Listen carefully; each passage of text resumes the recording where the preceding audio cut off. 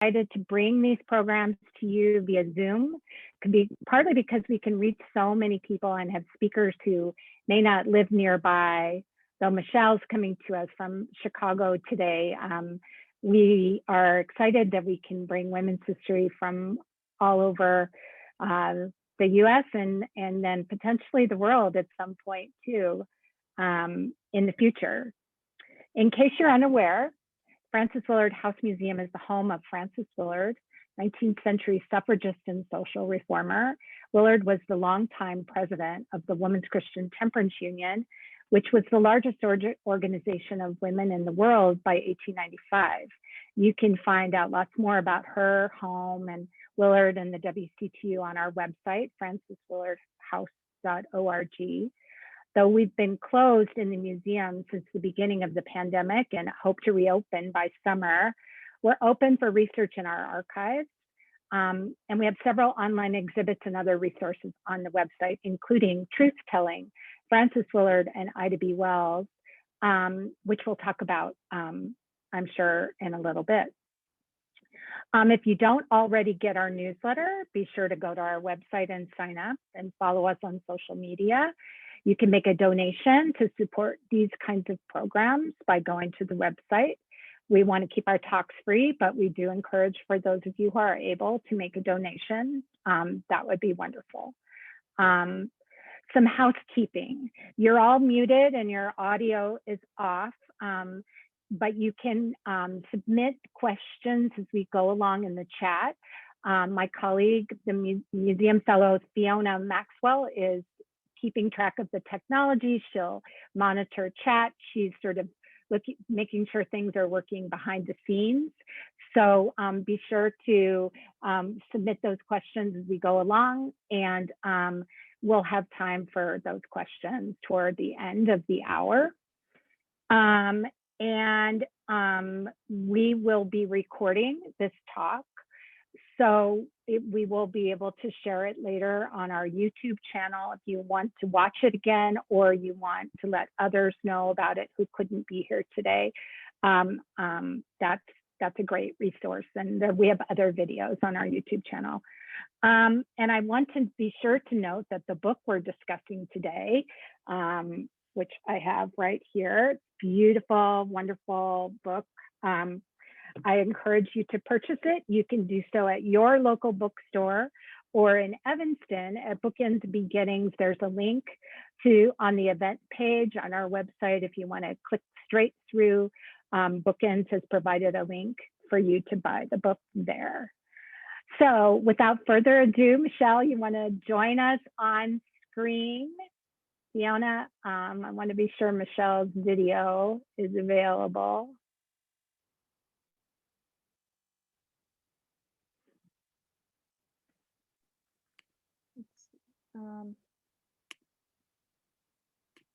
Let's see. She should be able to start her video. There we go. There she is. Great. Good to see your face. Without further ado, I want to introduce Michelle Duster. Michelle is a writer, speaker, educator, public historian, and champion of racial and gender equity. She's written and edited or contributed to 16 books. Her advocacy has led to street names, monuments, historical markers, and other public history projects that highlight women and African Americans, including her paternal great-grandmother, Ida B. Wells, who we're talking about today with this new book, Ida B. the Queen, The Extraordinary Life and Legacy of Ida B. Wells. We're so glad to have you with us here today, Michelle. Thanks so much for being here. Yeah, thanks for having me, Lori. Michelle and I got to know each other over the last couple of years, and we're probably going to share a little bit about some of the projects we've been working on. And it's been a real pleasure to me to get to know Michelle and to kind of witness some of the work that she talks about in the book firsthand, and the advocacy of making sure that these stories get told, they get told in different ways, not just in traditional ways, all the different ways they need to be told so they reach different audiences. And the importance of that I've heard her speak about numerous times. And I think it's really true that all these different ways reach different people. And it's so important that we explore all of them, because we need to make sure these stories are told in as wide a way as possible. So that's been a real pleasure. But let's talk about the book, Michelle. When did you realize you wanted to write a new book about Ida? You'd written about her before, but you must have felt there was something new you wanted to do. So what were you thinking when you first started working on this book? That's for a particular audience and has a particular design, and maybe talk a little bit about, why you wanted to do something new. Right. Well, I had edited 2 books that included the original writings of my great-grandmother, Ida B. Wells, in order to make her work more accessible to the general public who don't necessarily hang out in archives. At the time that I started those particular projects, nothing had been digitized at that point. And so my thought was, take it out of the archives and make it available to the general public. Actually, the second book that I did, the work, as far as I know, has not been digitized yet. So, so hopefully it does serve a really good purpose.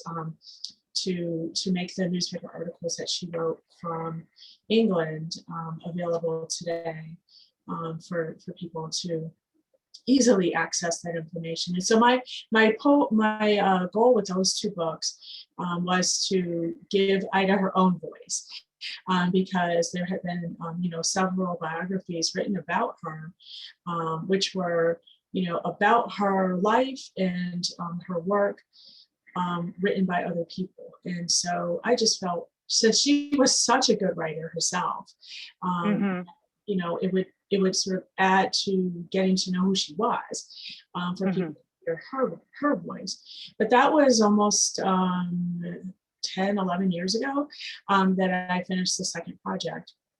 In the meantime, over the last 20 years, the Ida B. Wells homes in Chicago, which were very prominent on the south side of Chicago in the Bronzeville neighborhood, which had stood in the neighborhood for over 60 years, and were very prominent, and it kept her name in the public memory. In however you want to think about it, people did hear the name Ida B. Wells, but once those homes started to come down, then my fear was that people would start to forget her name. And I felt very strongly that obviously she was a woman and not a building. And so she still needed to be remembered and honored. And so, I started working on a monument project, which we can talk about later, to help people remember her as a woman on the land where the Ida B. Wells homes were. But I also felt that I could create a different book that was about her life and legacy, which is different than the other books that are in the market, because it puts her life and legacy into a historical context of the 400-year African-American experience. It also connects her work and legacy to current people and movements and organizations. And so I thought that would help her, the work that she did, be relatable to a younger generation. I think that history is a long time ago, and what does it have to do with me, kind of attitude. But then if it's like, well, hello, there's the Black Lives Matter movement that's taking place, which didn't come out of nowhere.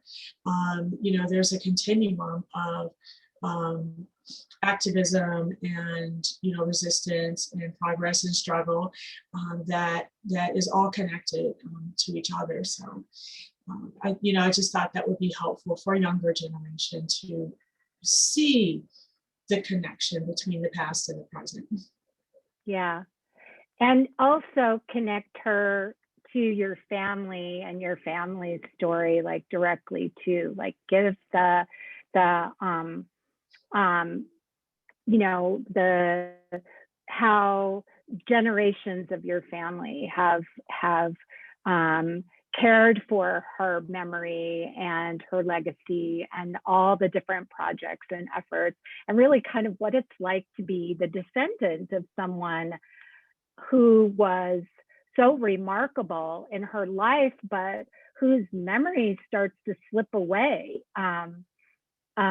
you know, over time. And really like each generation is kind of in a recovery project a little bit from your family. Maybe talk a little about that. Because that's sort of a thread. You have several threads going through the book, and that's really one of them that I found so interesting. I've heard you speak a couple of times and say, you know, I'm my own person. I'm not Ida, you know, but so that tension between like being your own person and she and everyone in your family really encouraging that. She was very independent and would have expected you to be your own person, it sounds like, if she could talk to you, you know, but also, you know, making sure that she's remembered. So I don't know, I found that part of the story really, really compelling,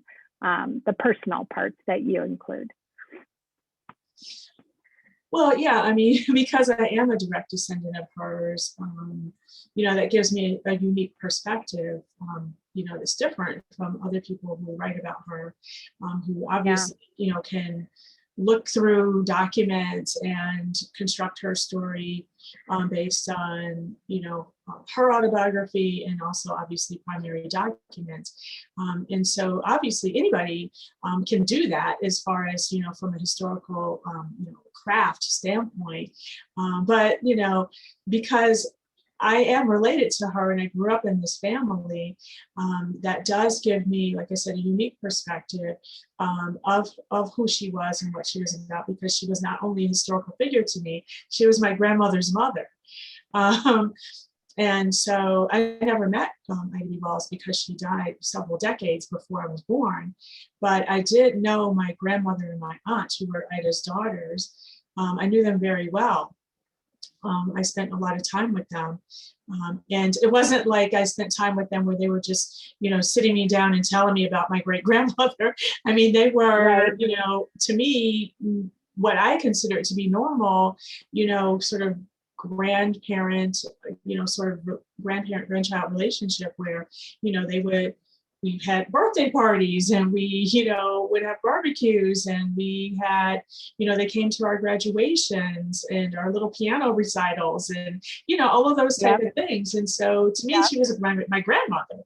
But, you know, I did talk to her at times around, and it was mostly my grandmother, although my aunt, who's also Ida's daughter, I was around her as well, but they just had different personalities. And so my grandmother is the one that was a lot more sort of focused and open about talking about her mother.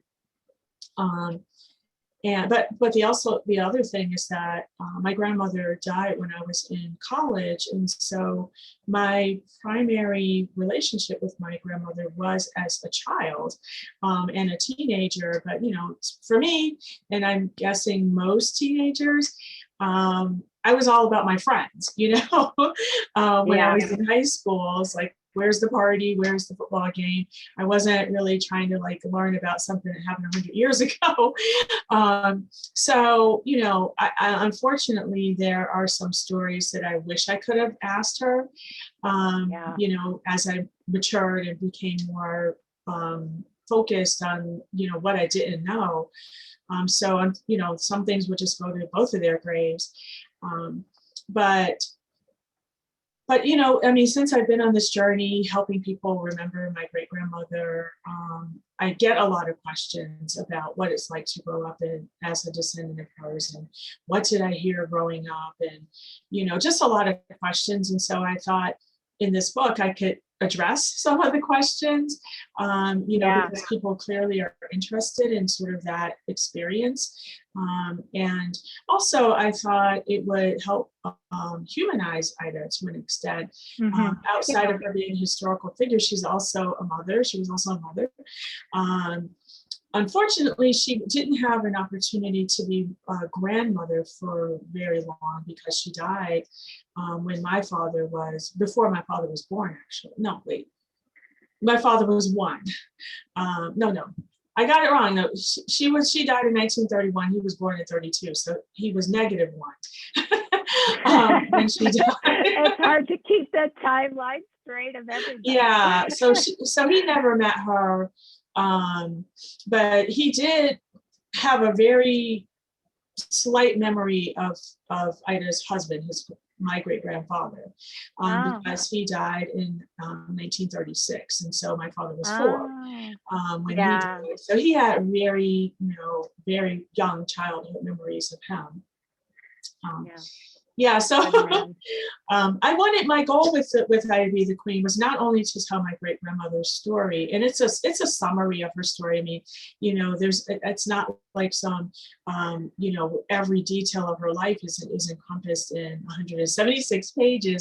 That's kind of impossible because she lived a very full and multi-dimensional life, and she was involved in so many different organizations and initiatives and movements and on and on. So my goal with the book was to help people, a new generation, understand who she was, what she did. And like I said, get a sense of who she was as a woman and a fully developed person who was multidimensional. And so I was intentional about incorporating moments that she expressed where she felt discouraged or she felt frustrated, or like she had full range of emotions. Because that's, to me, what made her human. And now those are the things that I, as a descendant of hers, growing up with this legacy, I wanted to know if she ever had some of the same doubts that I did, growing from childhood to womanhood as a female.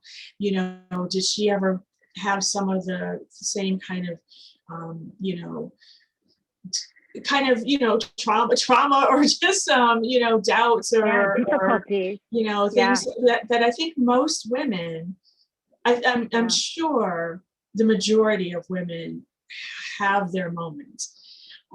And so to me, that made her relatable. And I'm hoping when women, especially young women, read the book, they will feel like, oh my God, she's just like me, and not she's this person that they can't relate to. Yeah. And that she did all of these exceptional things while she's just like us too. Like she's exceptional, but she's also just, has the same frustrations and challenges and difficulties and even more. And she's still doing the work that she needs to do. So that really comes clear in the book. And the book itself is really fun design too. I think the graphic design of it, you guys all have to get it and look at it. It's really quite an amazing accomplishment with photographs. And so it's a real blend of like deep understanding of her story, which you have, but then also distilling it down to really essential things, and then also connecting it to your own story, and how she really, like, there's a couple of things you say early on where you're sort of finding the courage to live your life on your own terms, because she's found the courage to live her life on her own terms. And I love this line where you say she refused to make herself small to fit other people's expectations. And I just sort of, that just kind of like encompassed the whole thing, that it's, like a real, you have to have that mindset, and just, she held on to it, even in the face of great difficulty. So maybe we should talk a little bit about the work that she did. You can encapsulate a lot of the work in terms of the specific reforms that she was working on. Her anti-lynching reform comes early and is really dominates a lot of her early life, but she's really looking at larger issues in these very specific things that she's trying to address.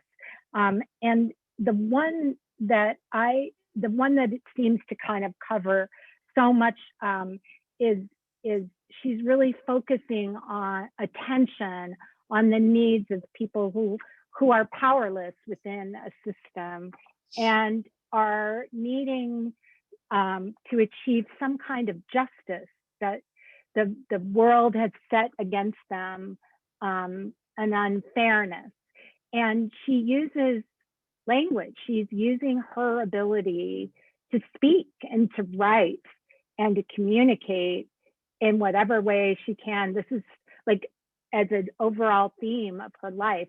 She comes back to that over and over again. Maybe you could talk about those different moments where, start maybe with early and then where she's at in later years, working on those very same issues, but in a different kind of way.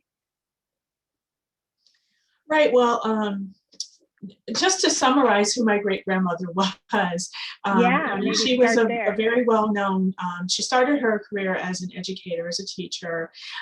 She segued into journalism, and she's received recognition more recently as being a pioneer in data journalism. She was a civil rights activist and a suffragist and a social worker. Some people consider her to be a sociology pioneer. She was one of the co-founders of the NAACP and the National Association of Colored Women's Clubs. And here in Chicago, she founded the Negro Fellowship League, which was an organization that provided housing and job placement for Southern migrants. And she also later on got involved in politics herself at the very end of her life. And so she led a very full, multidimensional life. But her story is remarkable, not only because she achieved all of those things, but how she started out. She was born enslaved in 1862 in Holly Springs, Mississippi. And she was the oldest of 8 children. Her father was a carpenter and her mother was a cook.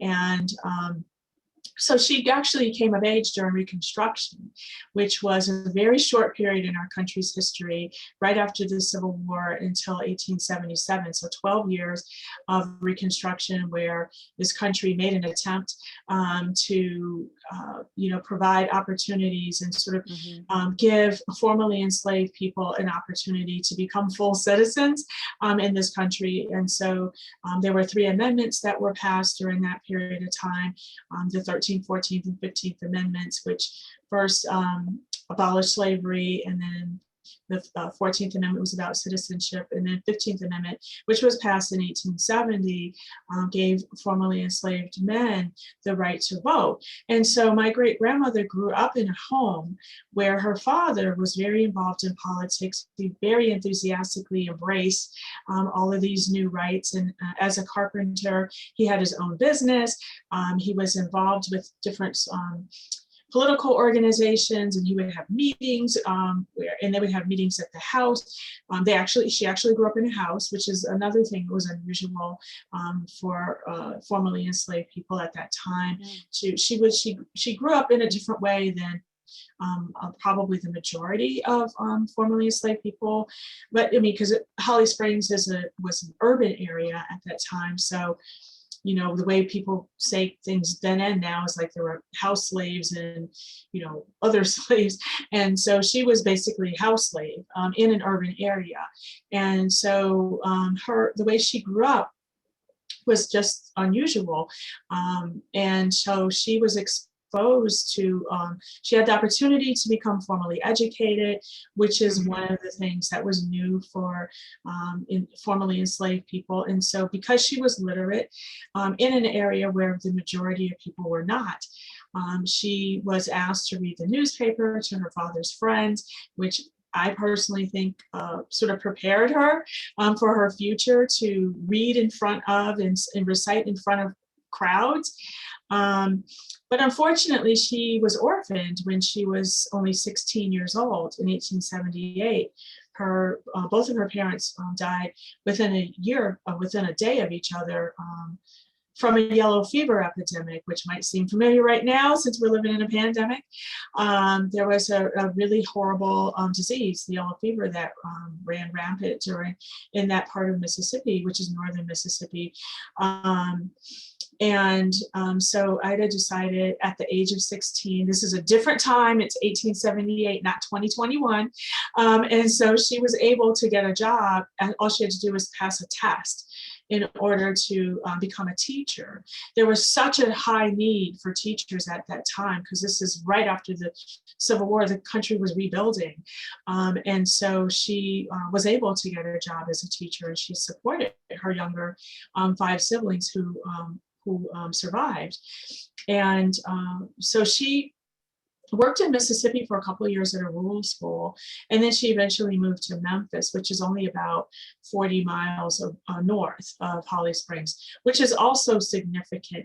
Things made sense to me personally when I got a chance to visit these locations, because when I saw how close Holly Springs is to Memphis, and how northern Mississippi is a little different than some other parts of Mississippi.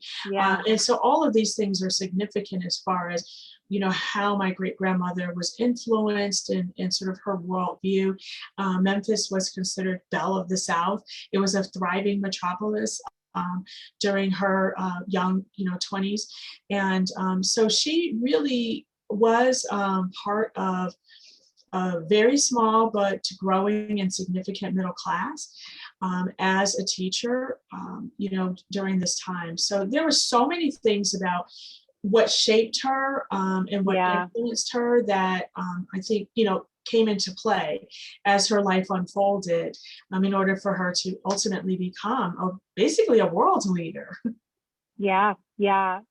And it's in Memphis where she first really has a moment of taking on two very personal moments of injustice. One that happens directly to her, the issue of the railroad, riding on the railroad and being asked to move, and then the whole issue with her friends and the grocery store, and then her early move into journalism. Maybe talk a little about that, because it's so foundational. Those two things really just propel her. It's almost like she can't avoid becoming a voice for people who are oppressed. So maybe talk a little about that, Michelle, because that's so critical. Right. Well, hopefully, the fact that she came of age during Reconstruction, which was a period of time of great progress and hope. And she grew up in an environment that was very progressive and very, like I said, her father in particular, just sort of took off, with all of the opportunities that were newly available right after the Civil War during Reconstruction. And so when she was moved to Memphis in the early 1880s, so Reconstruction ended in 1877, and there was this, swift kind of movement to revert things to states' rights. After from a national standpoint, there had been sort of oversight of the former Confederate states, to enforce, these kind of newly found rights for formerly enslaved people. And so once things go back to states' rights, then the state of Tennessee, as well as many other states, immediately started rolling back, these rights. And so that to me is significant because my great-grandmother grew up with certain rights. Yeah. And then to have them rolled back. And one of the rules that was implemented in 1881 in Tennessee was to resegregate the public transportation. And so the Chesapeake, Ohio Southwestern Railroad, my great-grandmother had to ride that train, basically what today would be considered commuting, between Memphis, where she lived, and Woodstock, Tennessee, where she worked. And so she was riding that train, on a frequent basis to get to and from work. And she had been doing that for several years, undisturbed. And then all of a sudden in 1883, they decided to implement or enforce this rule, which had been implemented in 1881. So 2 years went by with there were no problems. And then it was like, you have to leave, as a Black woman, you have to leave the ladies' car and go to this colored car, which doubled as a smoking car.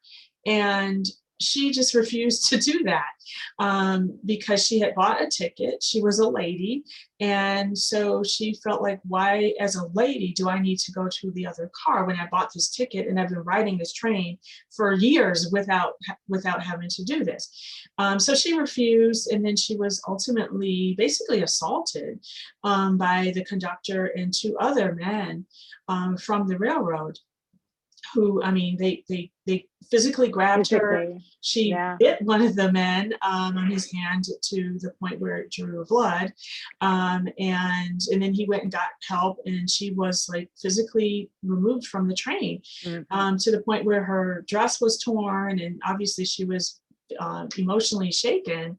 And then she had another incident a year later, coming from Woodstock back to Memphis, and she just had enough of that, and she filed a lawsuit based on the fact that the cars were separate and unequal, because the law said that the cars had to be separate and equal, and they were not equal because the colored car doubled as a smoking car. It also was in the front of the train, and if you've looked at pictures of old trains, the engine was in the front, and the smoke would come out of the front and go back, and the colored car was in the front of the train. So smoke from outside of the train was coming in, plus men were smoking, plus there were men on the train.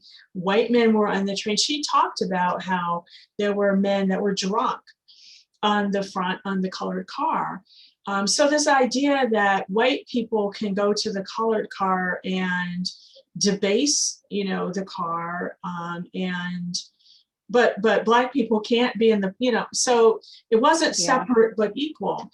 She initially won the suit at the end of 1884, but then the railroad decided to appeal the case, and it went all the way to the Tennessee Supreme Court, and it was overturned in 1887.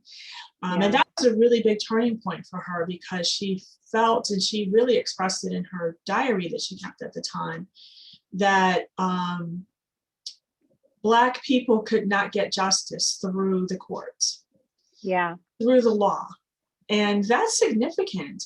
If as a citizen of this country, you feel that you cannot get justice through the legal system, then where do you have protection? Right. So that was a really big turning point. And then the next incident took place in 1892, where there were several things that happened, but we'll just talk about the 1892 when 3 of her friends were lynched because they owned a grocery store.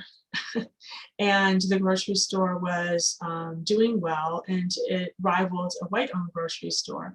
And so the man who owned the white-owned grocery store just had a problem with the competition, and he figured out a way to create a situation where the Black men who owned the grocery store needed to defend themselves because they were attacked, but they were defending themselves. And then everything turned around and they were considered to be the aggressors.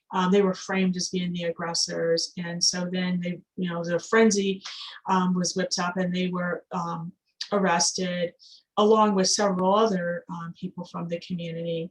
And those of the three men were dragged out of jail and murdered. One of the guys in particular were really a close enough friend to my great grandmother that she was the godmother of his child. And he also was a letter carrier, which at that time was a very prestigious job because it worked for the federal government. So all of these guys were upstanding citizens. They were obviously, ambitious. They were business owners. And leaders in the community, and for them to be murdered in that way because they were successful just blew out of the water the narrative that was pervasive at that time, which was that Black men were violating white women. And so she knew absolutely for sure that they were not guilty of any crime, let alone that crime. And so she even wrote in her autobiography, this is what opened her eyes to what lynching really was, which was a way to terrorize the Black community and keep this sort of social hierarchy, this race-based social hierarchy. And so she decided to expose the reality of what lynching was as a form of domestic terrorism and not about, punishment for any kind of crime. And so that just sent her life into a whole different direction from that point forward, because she wrote about other lynchings.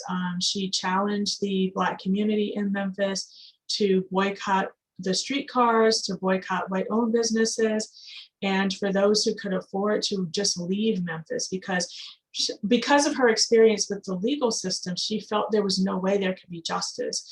So why stay here? And Oklahoma at the time was a territory. It wasn't a state yet. And so she encouraged people to go to Oklahoma, where there could be, freedom. And a lot of people did, go to Oklahoma, and some people went as far west as California. Yeah. So there's a theme of telling the truth about, she really had to discover the truth about lynching herself. And then once she realizes the truth of what's really, these are false stories, false accusations so what had happened to her friends was an overall problem throughout the US, that this was happening. It was an epidemic, basically. And that's what she starts writing about. And this is 1890, so she's in her early 30s by that time, right? Yeah, so she's still a new young journalist, figuring out the whole system around writing, and she starts traveling. Her life is under threat in Tennessee, so she moves from Tennessee, and that's what really brings her to Chicago eventually after several steps.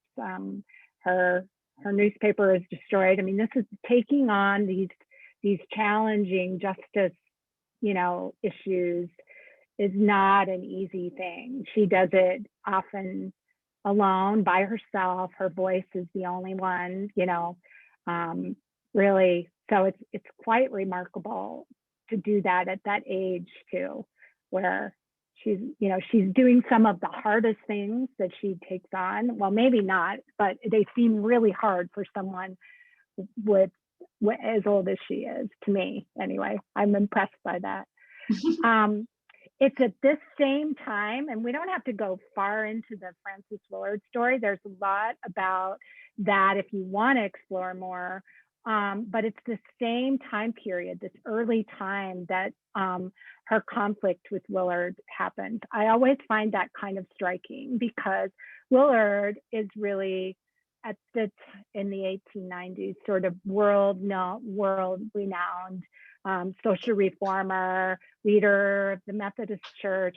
She and Ida were both Methodists. Like, they have a lot in common. They both started out as teachers. They both were journalists. That's one of the first. Willard thought of herself as a writer. So sort of interesting to me that they have these things in common, but Willard really can't see the falsehood in these stories that Ida is uncovering in the lynching story. And Ida basically says, look, you can't ignore that these stories aren't true. And when you tell them, you place people's lives at risk. And you should be more of a leader and join me. Eventually Willard sort of comes around, but it's a really interesting moment for two women, one a rising leader who we know is going to go on to be Ida B. Wells, and Willard, who's sort of doesn't realize it, but she's starting to enter the last years of her leadership and life. So anyway, but I find it striking that she takes this on. She even takes on the whole issue around Black representation at the Colombian Exposition in Chicago in 1893. By that time, she's moved to Chicago, and so she's not afraid to really challenge what she sees as wrong and unfair and unjust, even when it's taking on really, people who are at a completely different level than her. She's without pause when it comes to expecting respect and to have her voice be heard. So do you have anything to share about that, Michelle?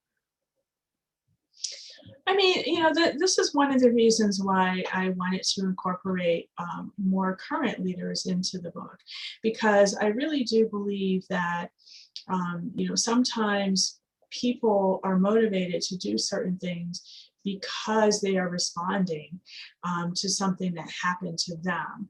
And so, for instance, I included Sabrina Fulton, who's Trayvon Martin's mother, who has obviously become an activist as a result of what happened with her son. Who knows what would have happened with her life if Trayvon would not have been, victimized by George Zimmerman. But, sometimes personal kind of loss or tragedy propels people to do certain things.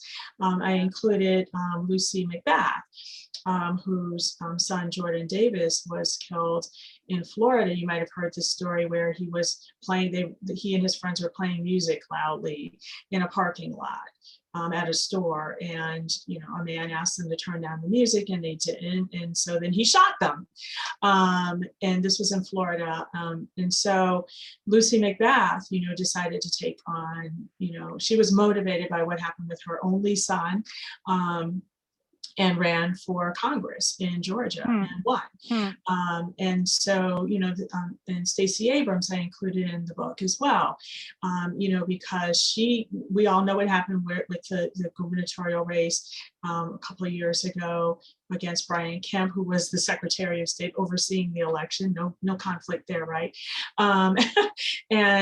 So Stacey Abrams mysteriously did not win this election, and she has gone on and become an activist when it comes to voting rights and things like that, right? And so I am convinced that, most of the time, when people are motivated to get involved in some kind of an activist type of, activities, it's personal. Most people, I'm sure there are some people who get, fired up about something that's not personal, but I do believe there still has to be some kind of personal connection. It doesn't have to happen to them personally, but maybe somebody they know. Or there's some kind of way that there's a connection, an emotional connection. And so I think that's what happened with my great grandmother, because before her friends were killed, she admits that she knew that lynching was taking place, but the common narrative, like I said at that time, in this quote mainstream newspapers, made it seem like that the person was actually guilty of these type of crimes that they were being accused of. And, I guess in some people's heads, that was a justifiable kind of punishment. But also, she talks about how at that time, lynching was not, it was not common at all to happen in urban areas. It mostly was happening in rural areas. And so it seemed remote. And we have to remember the time. It was 1892, before Twitter, before cell phones. And so people didn't get the news right away.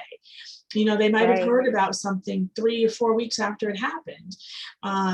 So all of these things we have to think about as far as kind of comparing today versus, 1892. But when it happened in an urban area, 2 men that my great grandmother actually knew. That's what sort of clicked in her head, like, whoa, what I'm hearing about this, lynching is not true. And how many other innocent people have been killed under the guise of protecting white women. And so it was personal to her. Not only did she know them, like I said, she was really good friends with Thomas Moss. I mean, to me, he was like her family since she had lost her parents. We have to think about all of these things that sort of make up her relationship. She had lost her parents. She was living in Memphis by herself at this point in time.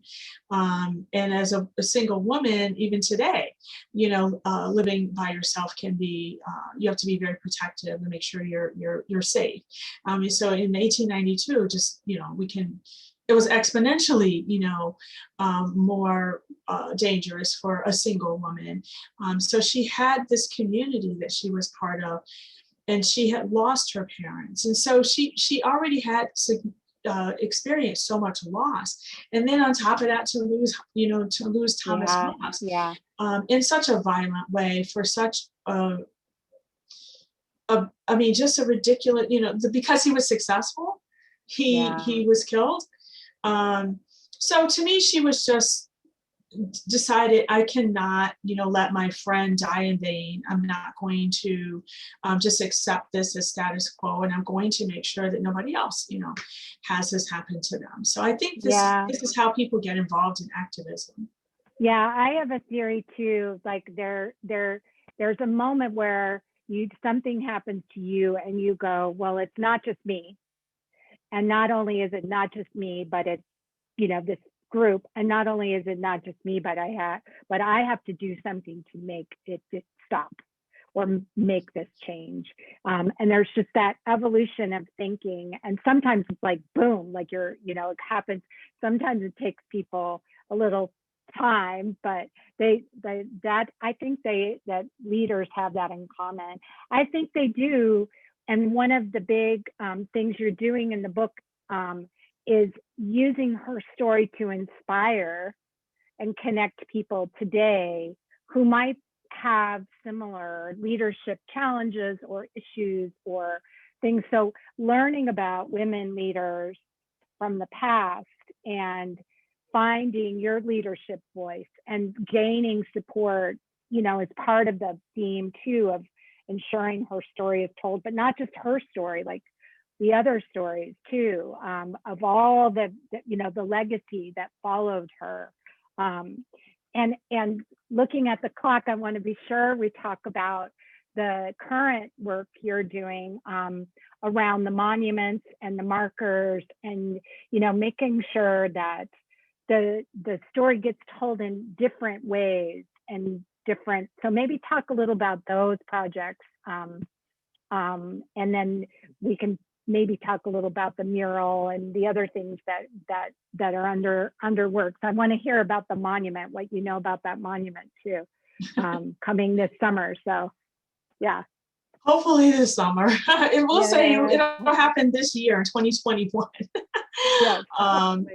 So after the Ivy Wells homes were eliminated, and they started being eliminated in 2002. I can't believe that's 19 years ago now. My entire family started, being concerned that her name would start to fade from public memory, and we felt very strongly that the city of Chicago should do something to help, remember her as a woman, since the city decided to take down the housing community. So we're like, you can't take down the community and leave nothing. Yeah. So I approached Mayor Daley at the time. I can't believe we're three mayors away now from when this project first started. But so we approached him about what is the city going to do, and luckily we were not the only ones who had that concern. There was already a committee that had been formed to kind of address that, and this was in 2008. And so we've been working on this project for a while. Richard Hunt, we selected him and he agreed, luckily, to create. We decided to have a monument and not a statue, because we felt that Ida was so multidimensional, and her legacy was so expansive that we didn't want to limit, how she was represented. And so we wanted it to be interpretive and abstract, so that people can get out of it who they are. It's just kind of a different concept. And so we're having that going. Richard Hunt, who is a very well-known, world-renowned sculptor who's Chicago-based, is working on it. It will be located on the land where the Ivy Wells homes once stood. It'll be at 37th and Langley on a plaza area, in a median strip that's that's between 37th and 39th and Langley. So finally, the end is starting to be in sight for that project. And I worked with Alderman Sophia King to have a historical marker placed at 37th and Langley to remember the homes themselves, because there's not one brick left of the homes. And I just felt like you can't, I wanted people to remember what was there whenever that area is, developed into something that people will have no idea, that this huge, substantial community was there at one time for 60 years. And then I had an honorary street name, because to me it's appropriate, because it's the same street where the monument will go, and it's right near her house at 3624 South King Drive. And then I was involved in having Ida B. Wells Drive, named downtown Congress Parkway, renamed to Ida B. Wells Drive. Was that 2019? It passed a few years now. Oh my gosh. It passed city council in 2018, but then the physical signs went up in 2019. Okay. So it seems like it happened in 2019, but because that's when the signs went up. Okay. But yeah, so that was very significant as the first major street in downtown Chicago ever to be named after any woman or any person of color. So that's huge. And then, Lori, you and I are working together to have a mural created to honor Chicagoland suffragists as the first major project in the city to recognize these trailblazers who made it possible for people like Kamala Harris and Carol Moseley Braun, and Tammy Duckworth, and all of the amazing, leaders, national leaders that are out of Chicago. Well, Kamala is not out of Chicago, but all of these women that are like really making an impact on a national level. There's so many that came out of the Chicagoland or Illinois, and so we really want to celebrate these women for what they contributed to our country. So you can find more about the monument on the, let's see, is it Ida? What's the Ida monument? No, it's Ida B. Wells Monument.org. Ida B. Wells Monument. And if you want to know about the mural, the monument is, the mural is sort of just getting going. You can find that at Wabash Arts Corridor. It'll be in the loop, and location and everything still, an artist and everything kind of just getting settled. So it's going to be exciting. But I want to leave a couple of minutes for Fiona to jump in here and share any questions that she's gathered from our audience. But stay in touch. I want to say to everyone, like I said at the beginning, if you want to know more of what we're up to at the Willard House or these other women's history projects we're connected to, just sign up for our newsletter. We send a lot of information out that way, or find us on social media. And Fiona, do you have anything that we can do? We've probably got 5 minutes or so for some questions. I just wanted to ask you, Lori, since the chat settings, did you receive any questions that I have not received? I saw a couple on okay, I think here. you received the questions and I did not, because I'm only Okay. so I'm gonna let you. Okay. Yeah. Okay, great. So what lessons, here's a great question to close on, Michelle. What lessons do you see, and were you imagining that young activists today could take from Ida B. Wells' story? And I will try to say the website, the website for or I'll let Michelle say the web address for the monument again too. So what would you want young activists to take away from this story, Michelle?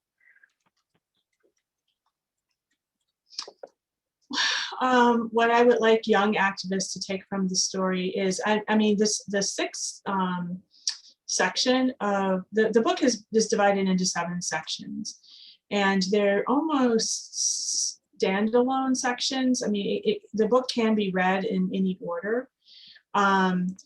And so the sixth section is about what, current or recent or current activists or organizations, and they're divided into themes. And so hopefully people will get the book and they'll see. Yeah. But some of the themes are working alone, working and protesting alone. And I gave examples of people that have come after Ida passed away, and then up to current day, of people who have taken a stand alone in order to make a statement. There's organizing. I mean, she was involved in creating and co-founding several organizations. And so working collectively with other people as a community was one of her tactics.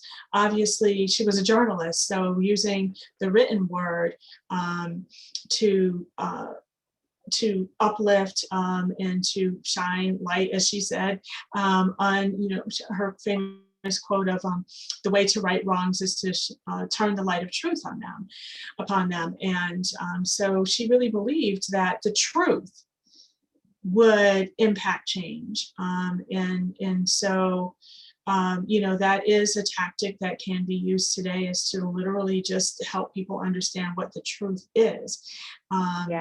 And make sure that the people that are in positions of power are exposed to that truth. And she did that through her journalism, but she also literally confronted in person individual people. I mean, she interacted with 2 sitting presidents, William S. McKinley in 1898, when she implored him to implement lynching, anti-lynching legislation. We're making lynching a federal crime, which we're still grappling with today to actually pass. But she went to him in 1898 with that request as a result of an incident that happened with a postal worker in South Carolina who was lynched. And since he was a federal employee, she felt that it should be considered a federal crime. So we're still dealing with that. But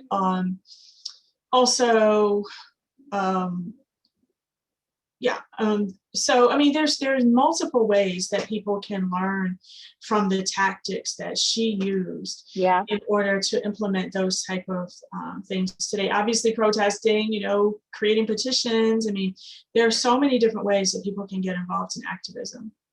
Yeah, and even just realizing that, like you said at some point, that even someone like Wells had her moments and had to grab her courage and just be that lone voice, even when it was really hard. And when you're feeling that way, you maybe can gain some courage yourself from knowing her story too. So anyway, I want to thank you so much, Michelle, for being here with me today.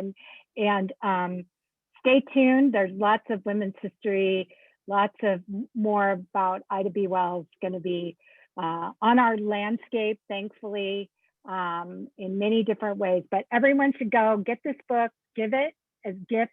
It makes a great present for that young woman leader, any leader, young leader. And actually, I think it makes a great book introduction to her life for anyone, not just the young ones. So thanks again. Find us online and share the story. And thanks so much to everyone for being here today too. All right, I think we'll have to say goodbye. It's 5 after already. Thank you, Lori. Thanks for everything. Thanks, Michelle. Bye-bye.